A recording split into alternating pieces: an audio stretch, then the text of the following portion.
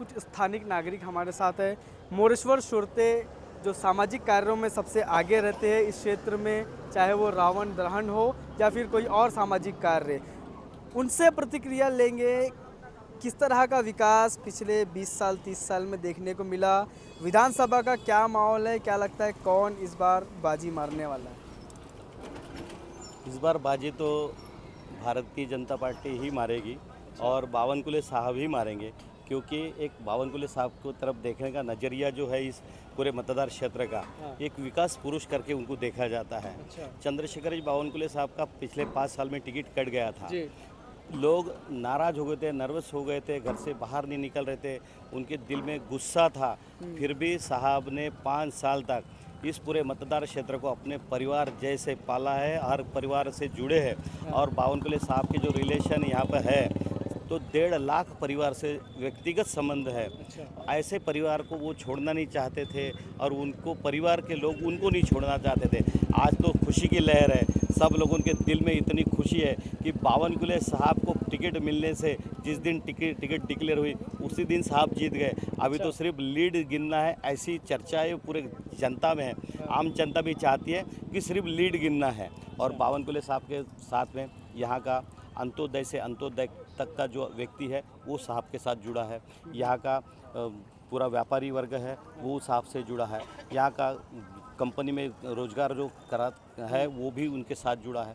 हर इंसान उनसे जुड़ा हुआ है और हर किसी की मदद करते हैं, हर किसी के साथ में रहते हैं, हर किसी के सुख दुख में। और विकास के मामले में बात किया जाए तो उनसे कोई उनके अलावा कोई किसी ने कोई विकास नहीं किया है यहाँ। टेकचंद सावरकर जी को भी अच्छे 5 साल मिले, बहुत अच्छा उन्होंने भी काम किया। पिछले 2.5 साल में कांग्रेस युति महाविकास आघाड़ी की सरकार थी। महाविकास आघाड़ी की सरकार में उनको 2.5 साल तो कुछ 1 रुपये का फंड भी नहीं मिला। यहाँ ना नगर पंचायत को फंड मिला।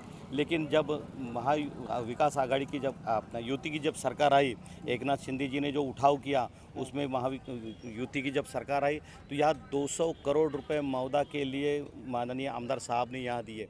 वो पैसे आए तब उसके बाद हमारे को यहाँ भी डेवलपमेंट मिला। क्या नहीं विकास कार्य क्षेत्र में हुए? हम जो है काफ़ी लोगों से चर्चा कर रहे हैं, कहीं ना कहीं ये चीज़ें सामने निकल कर आ रही है कि रोज़गार के क्षेत्र में जो है ये कॉन्स्टिट्यूएंसी, ये क्षेत्र जो है काफ़ी पिछड़ा हुआ है। नहीं, ये बात तो गलत है कि मैं नहीं चाहता कि ये बात एनटीपीसी जैसे बड़े बड़े प्रोजेक्ट यहाँ है जिनको काम करना है, कोई भी आदमी खाली नहीं है। बाहर से यूपी बिहार से दूर दूर से लोग यहाँ रोज़गार कमाने आए हैं। सभी लोग काम से लगे हुए हैं। ऐसा कोई नहीं बोल सकता कि मेरे को रोज़गार नहीं है। जिनको रोज़गार चाहिए वो तो रोज़गार से ही है। यहाँ इतनी बहुत सारी कंपनी का हब हो चुका है। एनटीपीसी है, यहाँ हिंडाल्को है, यहाँ विशाखा है, यहाँ रिलायंस है, यहाँ अल्ट्राटेक है, यहाँ गोपाल कंपनी, सभी कंपनियाँ यहाँ हैं। और यहाँ रोज़गार की कोई कभी ऐसा बोल नहीं सकता कि यहाँ रोज़गार नहीं है। चर्चा की काफ़ी लोगों से, उनका कहना है कि टक्कर वाला मामला है और आप बता रहे कि सिर्फ लीड ही जो है वो देखना है। नहीं, टक्कर तो बराबरी में होती है। पिछले बार भी जब बावनकुले साहब यहाँ से खड़े थे तो राजेंद्र मूलक जो मंत्री थे, सत्ता में थे, कांग्रेस पक्ष थे और उनके तरफ में कितने सारे डिपार्टमेंट थे, फिर भी उनसे जब लड़त हुई थी, यहाँ तो 1 बाय 1 की लड़त हुई थी, तब भी 40,000 से लीड से जीते थे। अब तो सूरज भोर एक बहुत, हम उनके बारे में ज़्यादा बोलना नहीं चाहेंगे क्योंकि किसी भी क्षेत्र में कभी हमने देखे नहीं है। कभी किसी के यहाँ आ जाना, 1000 रुपये का लिफाफा दे देना, ये वाले तो विकास नहीं है। किसी भी प्रोग्राम में, कभी फंक्शन में कभी हमने देखे नहीं है। आए गए इस तरह से उनका व्यवहार है। लेकिन बावनकुले साहब हर किसी के दुख सुख में खड़े रहने वाले इंसान बोले तो बावनकुले साहब है। लीड के बारे में मामले में बोलेंगे तो हर किसी को तो यही लग रहा है कि भाई लोग खुद बोल रहे हैं कि आंखों से देखेंगे और 1 लाख के पार जाएंगे। ये तो हम खुली आंखों से देखेंगे और 1 लाख की लीड से हम जीतेंगे। हाल फिलहाल में देखा गया है कि लोकसभा इलेक्शन हुआ, लेकिन इस क्षेत्र से जो है महायुति को कहीं ना कहीं जीत नहीं मिल पाई। महाविकास आघाड़ी का कैंडिडेट जीत का मिला, क्या उसका असर क्षेत्र में पड़ेगा? महाविकास आघाड़ी का जो यहाँ जिस तरह से सुरेश भोयर को यहाँ टिकट दी गई है, यहाँ सुनील केदार उनके साथ है। रामटेक में एक स्वतंत्र कैंडिडेट के साथ में है। जो जिले के अध्यक्ष है राजेंद्र मुलक, उनका फॉर्म भरने से लेके उनको प्रचार से लेके वहाँ खड़े हैं। और हमने तो सुनील केदार को यहाँ ये कल बोलते सुना है कि मुलक बावनकुले साहब यहाँ मंत्री थे और विकास नहीं हुआ, ऐसा वो कल बोल रहे थे भाषण में।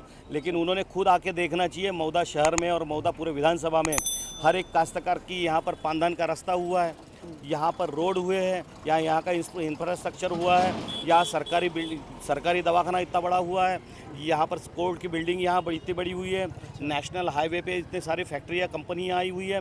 हर क्षेत्र में बावनकुले साहब ने बहुत बड़ी प्रगति किया है और उनके नाम से और उनके साथ में पूरी जनता यहाँ की खड़ी है।